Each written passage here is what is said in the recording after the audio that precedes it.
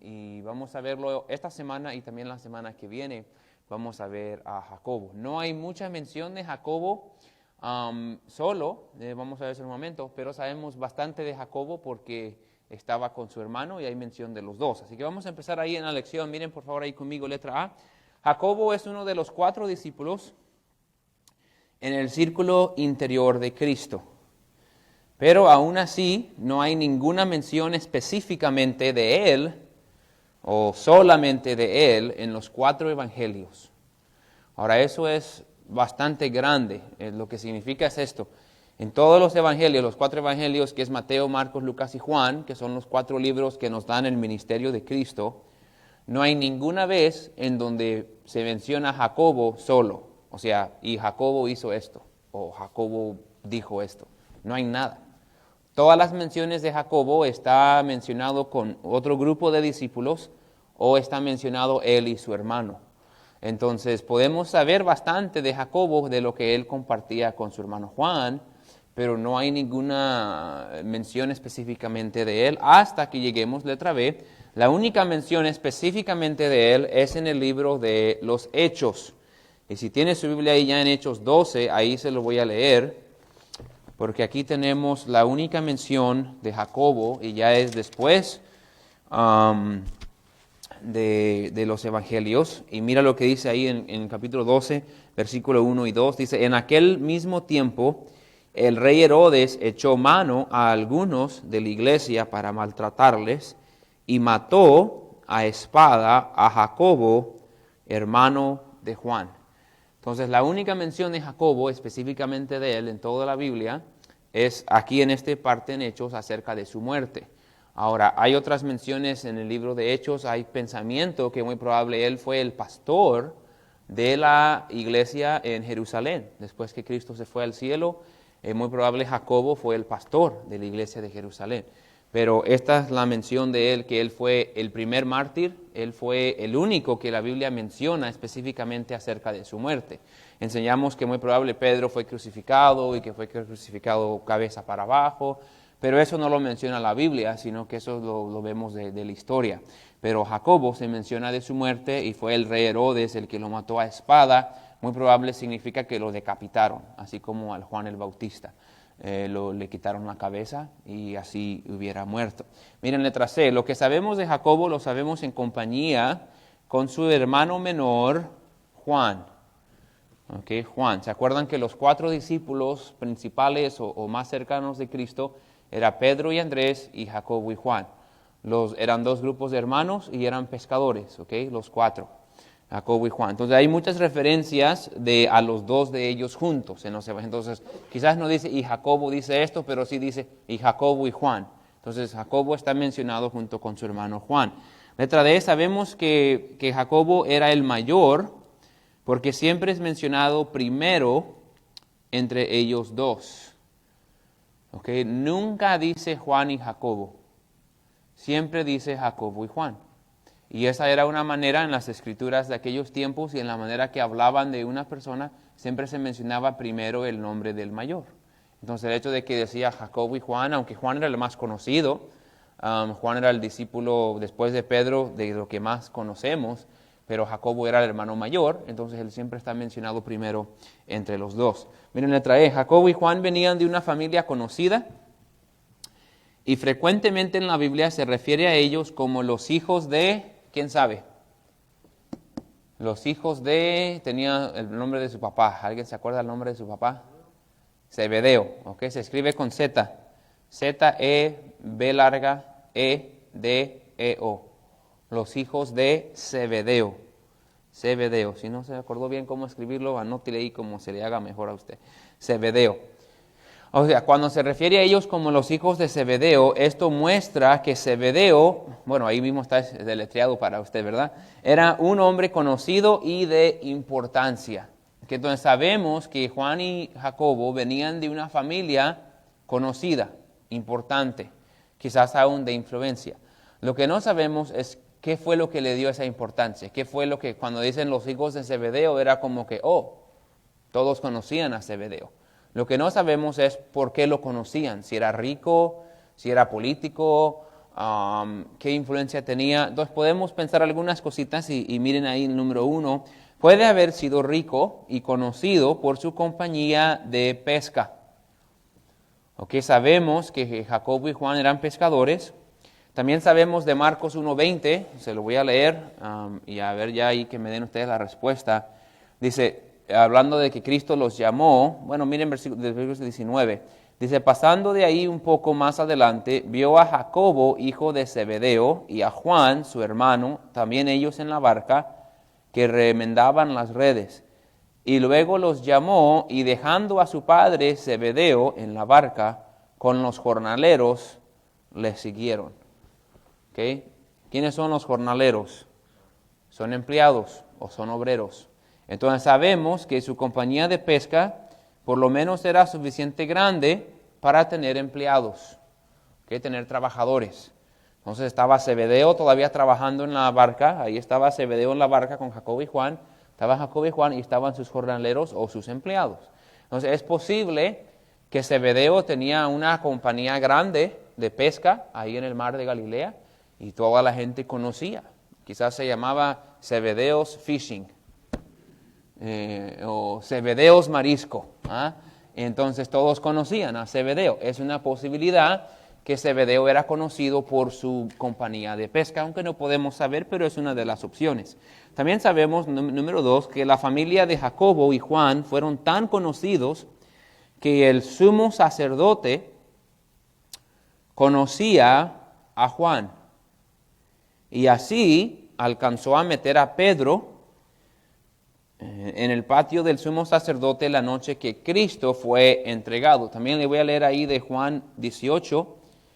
Juan 18, ahí está el pasaje en sus notas. Pero Juan 18, versículo 15. Oigan lo que dice aquí. Aquí fue cuando Cristo fue arrestado. Dice, y seguían a Jesús Simón Pedro y otro discípulo. Ahora, estamos en el libro de Juan.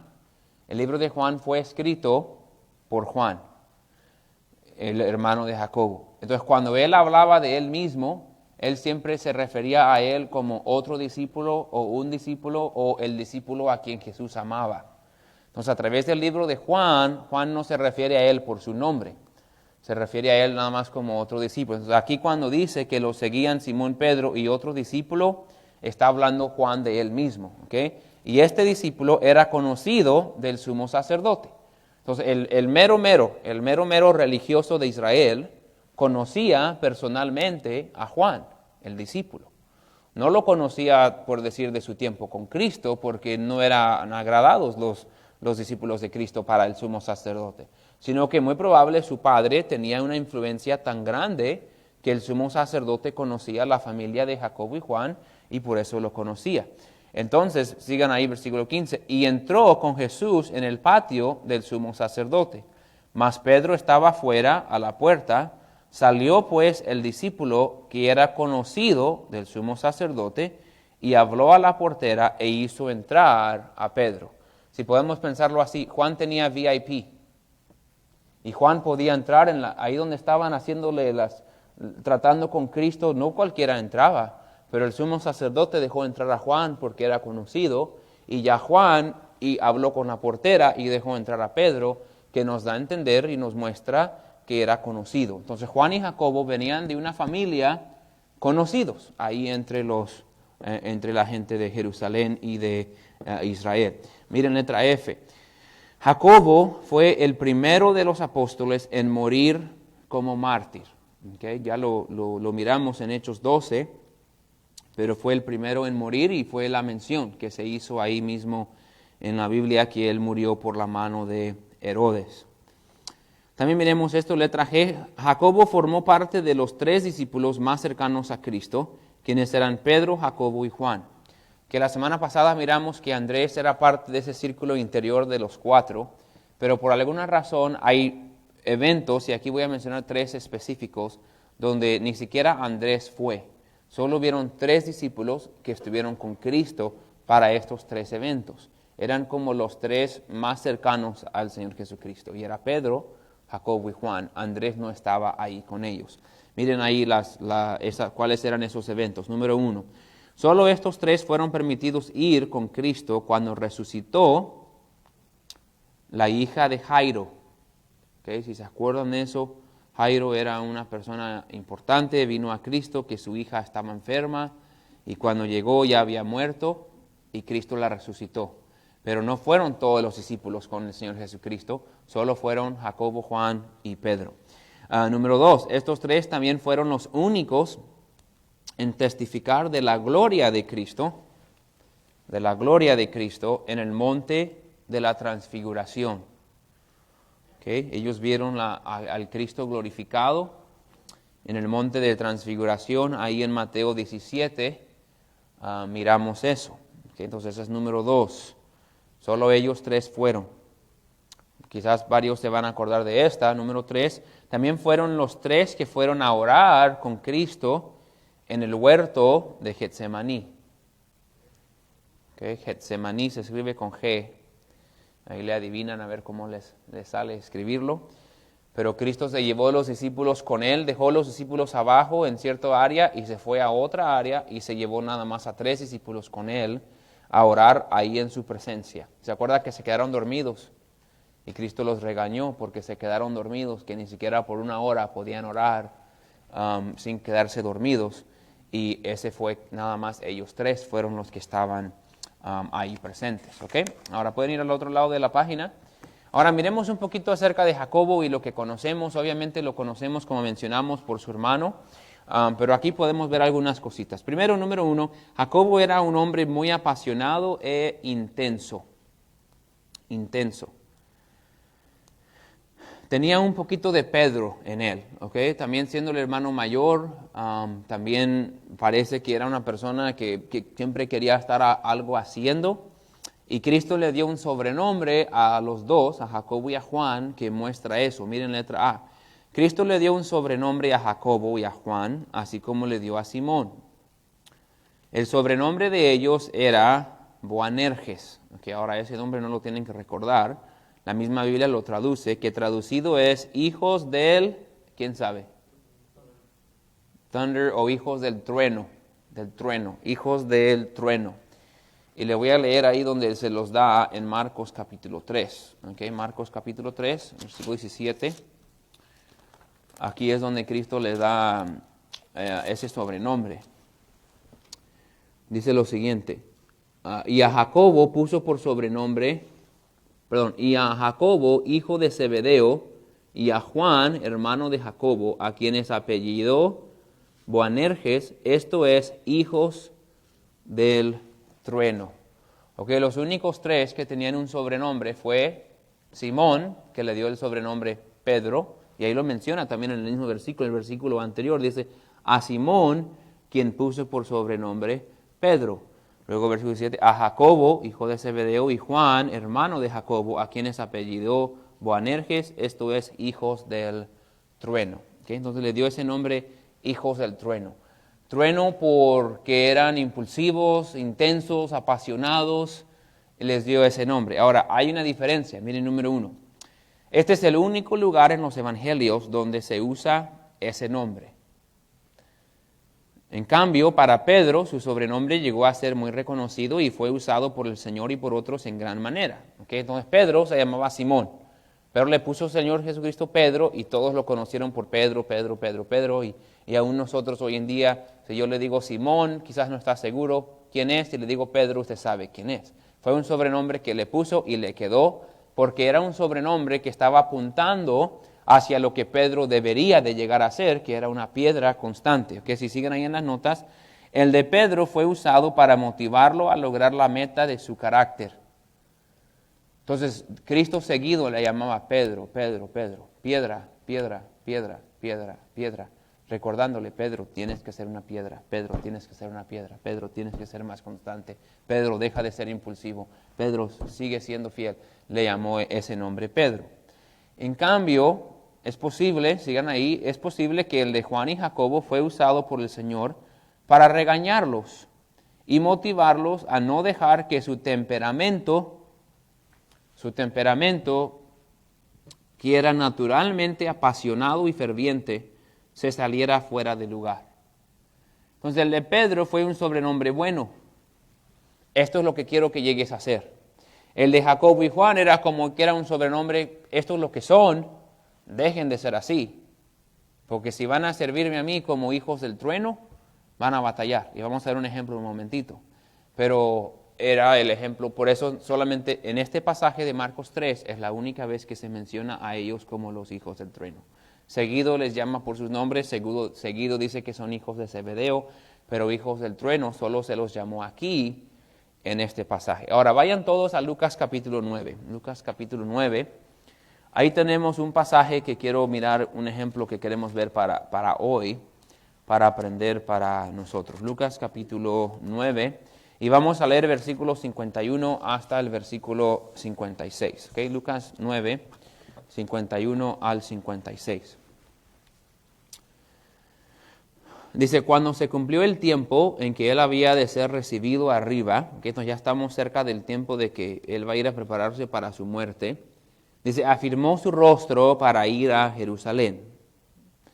Y envió mensajeros delante de él, los cuales fueron y entraron en una aldea de los samaritanos para hacerle preparativos. Mas no le recibieron porque su aspecto era como de ir a Jerusalén. Ahora miren aquí sus notas primero y vamos a seguir leyendo en un momentito. Cristo va a ir a Jerusalén con sus discípulos, entonces envió mensajeros por delante de él a una aldea de los samaritanos, que prepararan un lugar para dormir para él y sus discípulos. Ahora déjame explicamos aquí poquito antes de seguir. Era común que en ciertas fechas los judíos iban a Jerusalén para ciertas fiestas. La mayoría de ellos no pasaban por la región de Samaria, aunque era más directo para llegar de Galilea a Jerusalén, que Galilea es la parte norte, si se imaginan en su mente, la parte norte de Israel es Galilea, aquí está Samaria y aquí abajo está Judea. Jerusalén está en Judea. Entonces, para llegar de Galilea, donde está Nazaret y las otras ciudades, el mar de Galilea, donde Cristo principalmente ministró, para llegar de Galilea a Jerusalén uno pasa derecho por Samaria. La mayoría de los judíos, para no pasar por Samaria, porque ellos no querían a los samaritanos y los samaritanos no querían a los judíos, daban vuelta por acá al lado, porque Samaria nomás ocupaba un espacio, podían dar un poquito vuelta y podían llegar a Jerusalén sin pasar por Samaria. La mayoría de ellos hacían eso. Ahora, ¿por qué Samaria? Que quiero explicarle. Cuando llegaron los asirios, años atrás, en el año 722 a.C., ellos conquistaron a Samaria, que era la capital de Jerusalén, de Israel. ¿Se acuerda que tenemos la nación de Israel y la nación de Judá? La nación de Judá tenía capital como Jerusalén. La nación de Israel tenía capital Samaria. Los asirios se llevaron a los israelitas, pero dejaron ciertos israelitas ahí en Samaria. Pero después mandaron otros pueblos a vivir en Samaria con los israelitas. Entonces, por años, estos israelitas que eran judíos puros, se casaron con estos otros pueblos de diferentes partes que habían venido a Samaria. Entonces, después de esos 700 años, eso fue 700 años antes de Cristo, ahora estamos en el tiempo de Cristo. Han pasado 700 años en donde los israelitas se han estado mezclando en matrimonio con gente de otras naciones. Entonces, estos samaritanos ya no son israelitas. ¿Sí me están siguiendo? Son mixtos. Un judío miraba a un judío mixto con gentil aún peor que a un gentil. Era un judío pervertido, era un judío como sucio. Entonces no se querían a los samaritanos. Los samaritanos tampoco querían a los israelitas, porque a través de ese tiempo ellos habían empezado a adorar en otro lugar, ahí cerca de Samaria. ¿Se acuerdan que en Juan 4, cuando Cristo habló con la mujer de Samaria, ella hablaba de cómo ellos adoraban ahí, en ese monte? Entonces ellos tenían otras creencias religiosas. Entonces ellos no querían nada que ver con Jerusalén, no querían nada que ver con los judíos. Entonces cuando Cristo manda decir a sus discípulos, vayan a tal aldea de Samaria y díganles que nos preparen un lugar. Los samaritanos sabían, estos vienen para acá porque van a ir a adorar a Dios en Jerusalén y nosotros no estamos de acuerdo con eso, entonces no le vamos a dar hospedaje. Aquí en nuestra aldea no se va a quedar ningún judío porque solo van en camino a practicar falsas doctrinas allá en Jerusalén, entonces no se van a quedar. Y eso es número 2. Y miren ahí, número 2, los samaritanos no quisieron recibirlos porque sabían que iban a Jerusalén para las fiestas y ellos tenían otras creencias religiosas que involucraban la idea de la adoración del Dios verdadero que no se debía de hacer en Jerusalén. Entonces, ellos no estaban de acuerdo. Entonces, por eso dice en versículo 53, mas no le recibieron porque su aspecto era como de ir a Jerusalén.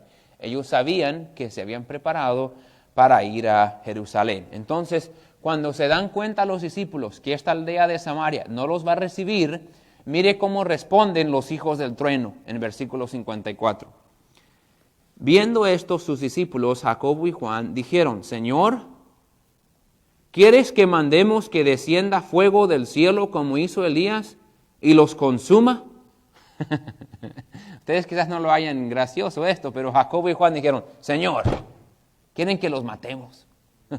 ¿Nos acabamos de una vez con ellos? Así como hizo Elías que mandó pedir fuego del cielo y los consumió, ¿por qué no nosotros? Ahora, piensen en eso, su inmadurez. Ahí está Cristo. Si Cristo quiere mandar fuego a consumirlos, Cristo puede mandar que descienda fuego. ¿Quiénes son Jacobo y Juan en la presencia del mismo Dios de que ellos manden que descienda fuego? Pero eso es su trueno.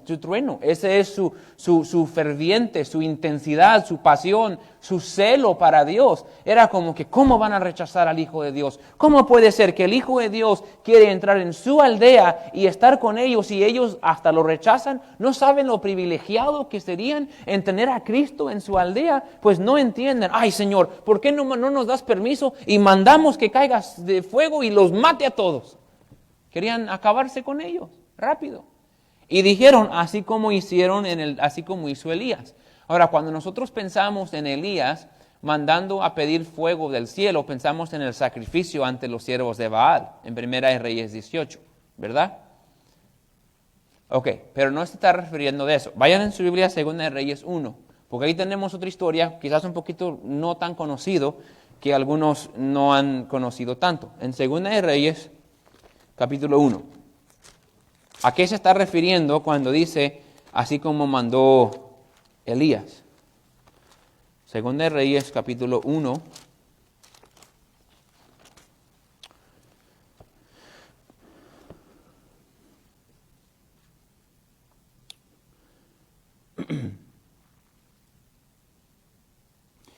Ahora, el rey Ocosías quiere mandar a pedir que venga Elías a estar con él. Que quiero que miren en el versículo, miren desde el versículo 5. ¿Okay? 1 Reyes 1, versículo 5. Vamos a leer un cachito, pero quédese conmigo.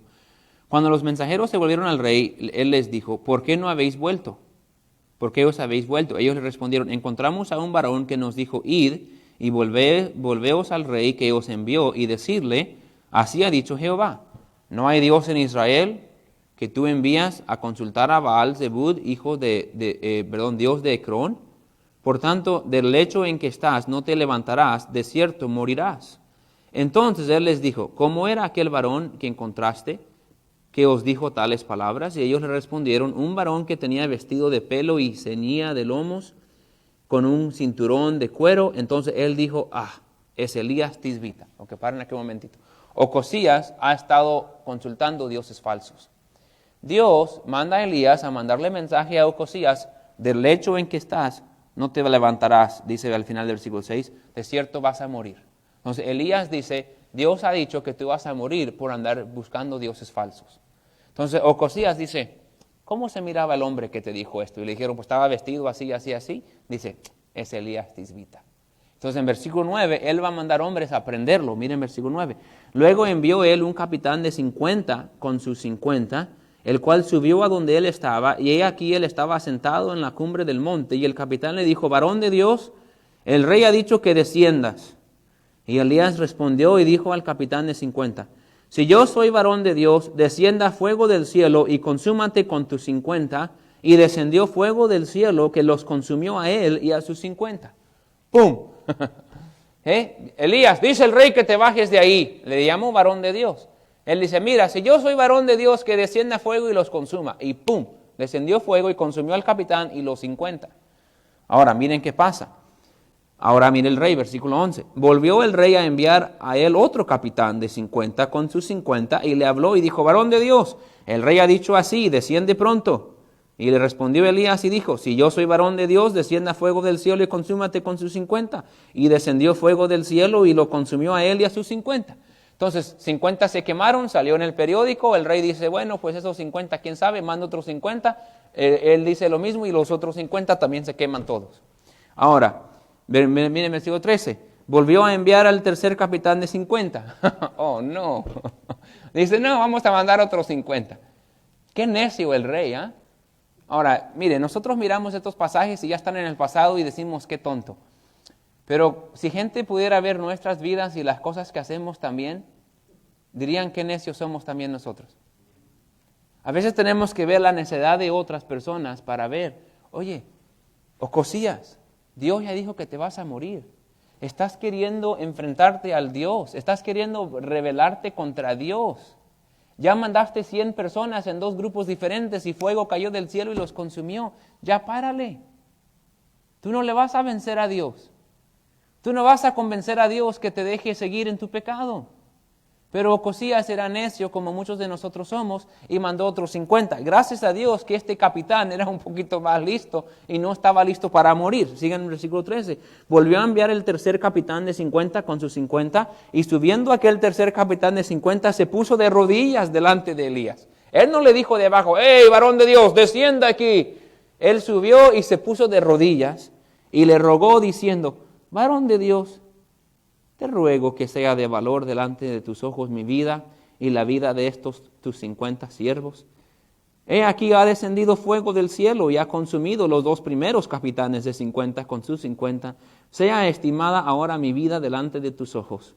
Entonces el ángel de Jehová dijo a Elías, desciende con él, no tengas miedo de él. Y él se levantó y descendió con él al rey. Y ahí fue al rey y habló con el rey. Y estos 50 se salvaron sus vidas. Gloria a Dios por eso. Ese es el evento a cual Jacobo y Juan están hablando cuando dice, descienda fuego del cielo como hizo Elías. Dios hizo eso en aquel tiempo específicamente para mostrarle a Ocosías. Esos 50 hombres iban para arrestar a Elías.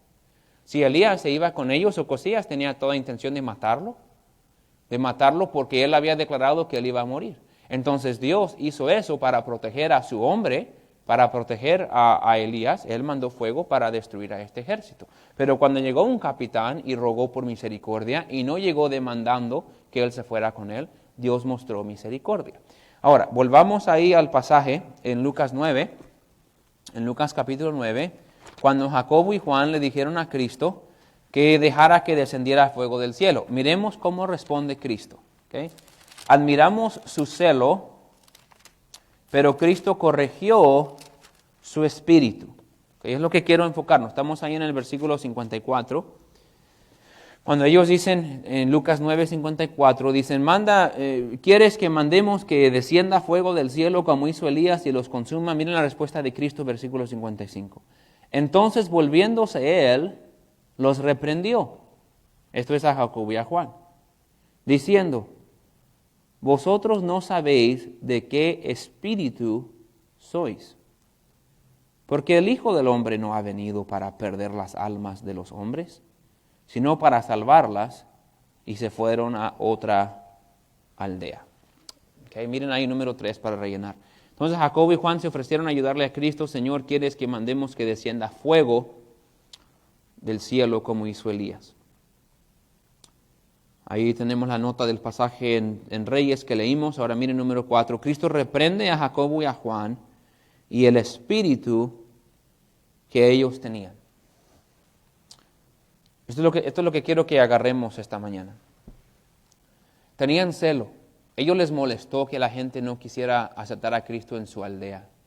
Ellos les molestó que simplemente rechazaron al Señor Jesucristo. Ellos tenían una pasión de que la gente siguiera a Cristo, que la gente escuchara de Cristo, que la gente creyera que Él era el Mesías. Tenían mucho celo para Dios y para Cristo.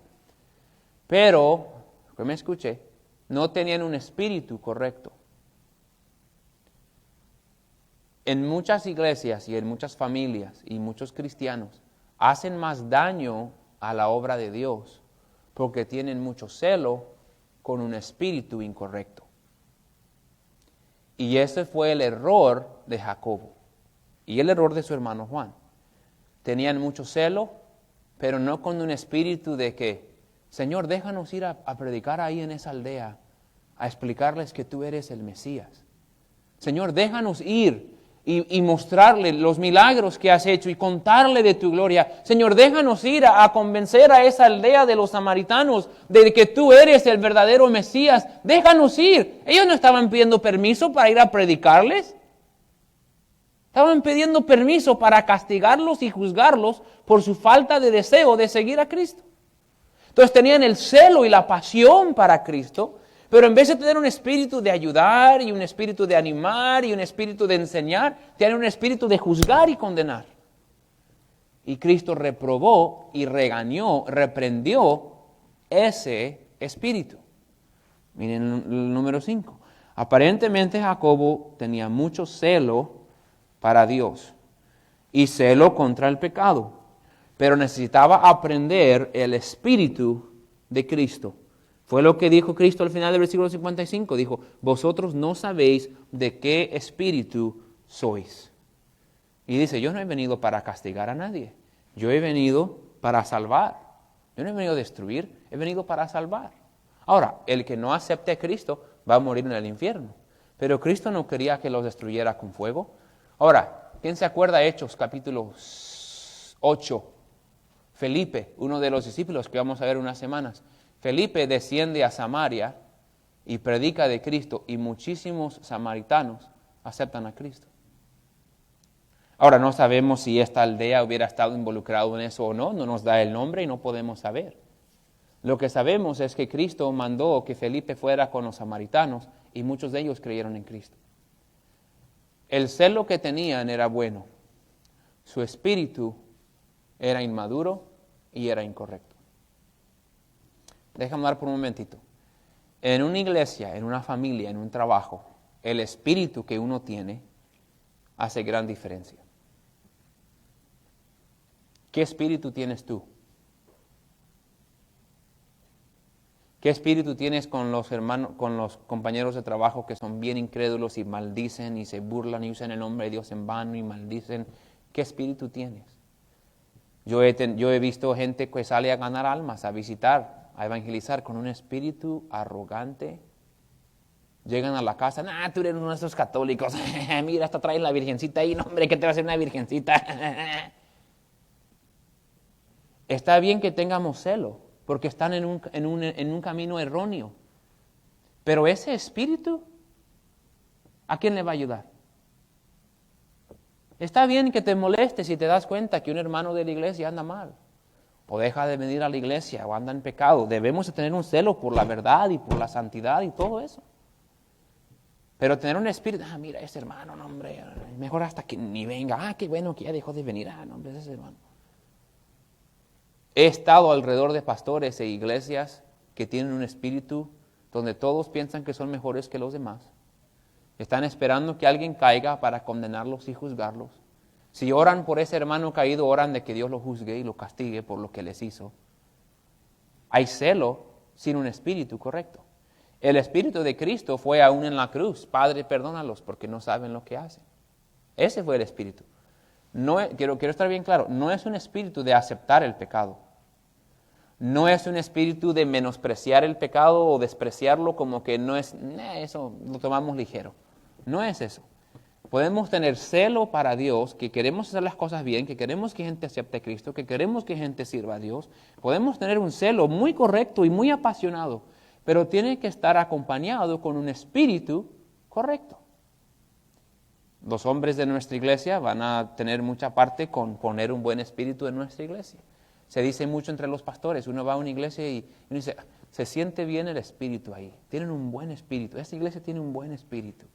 Yo he ido a iglesias a predicar donde se siente un espíritu, le digo la verdad, como de una secta. Todos están vestidos iguales, todos están peinados iguales, todos dicen amén al mismo tiempo, todos tosen al mismo tiempo. Es casi como que soldaditos ahí, robots. Y se siente un espíritu como todo congelado y ahí está, no hombre, ¿viste qué tal pastor cayó en pecado? No hombre, yo sabía que sí. Y ahí entre las conversaciones hay como un espíritu como tan carnal. Un espíritu tan orgulloso, tan egoísta, tan totalmente en contra de lo que debe ser. Si algo queremos en nuestra iglesia es tener un espíritu correcto.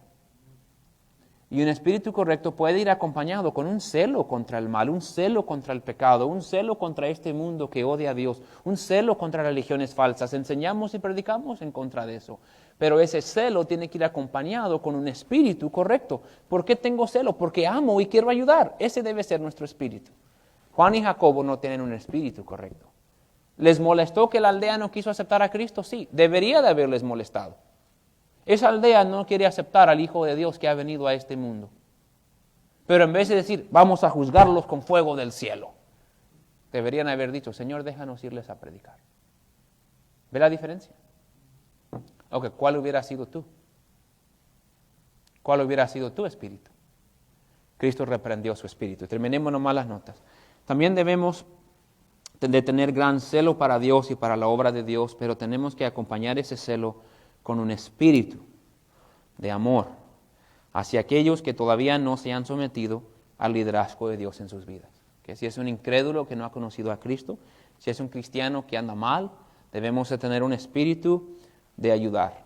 Letra B, nuestro deseo siempre debe ser ayudar y traer gente a Cristo antes que juzgar y condenar gente por su conducta incorrecta.